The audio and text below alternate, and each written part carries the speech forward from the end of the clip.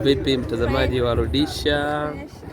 Tupo kwenye BSS msimu wa 16 na nimekutana na mwanadada mdogo mrembo.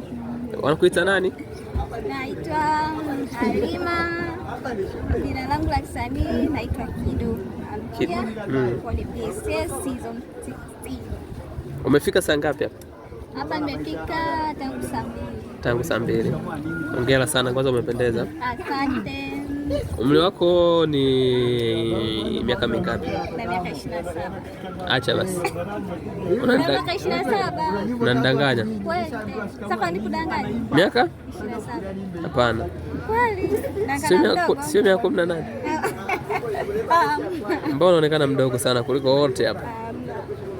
Wa umbo tu. Ni mara yako ngapi kushiriki? Of course ni first time. Kwa mara ya kwanza. Umejipanga? Sawa. Kipaji kipo? Uhakika. Unafanya uko kwenye kategori gani? Naigiza. Unaigiza? Atupe vionjo. Kweli? Umeshaigiza mpaka sasa hivi filamu ngapi? Mna sijaigiza filamu. Mbona niko tu kwenye vikundi. Kuna movie yote mshai kutoa? Bado. Kwa hiyo hapa nikupa action, unaweza ukanipa kionjo chochote? Yoyote, of course labda kuchambana. Nataka unikalipie sasa mwandishi, nimekuja bila ruhusa. Haina shida. Okay. 3 2 1 twende. Nikalipie. Hivi ni alishiba jikutaki na nani? Kutoka ulikotoka kunifuata inahusu. Haki ya Mungu, kuna watu sibini wafanyeje. Sasa mwangalia anavyonitolea mimi macho yake. Kama mimba panya. Kwa kweli hapana. Alafu siniangalie.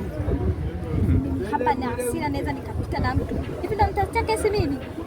Waandishi wanatafutia kesi mimi. Natafutia kesi. Hapana, ni interview.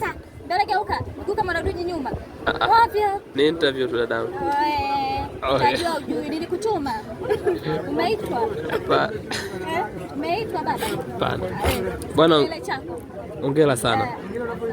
Nakutakia kila la heri na ushinde bwana, utuwakilishe Mwanza. Asante sana. Aya.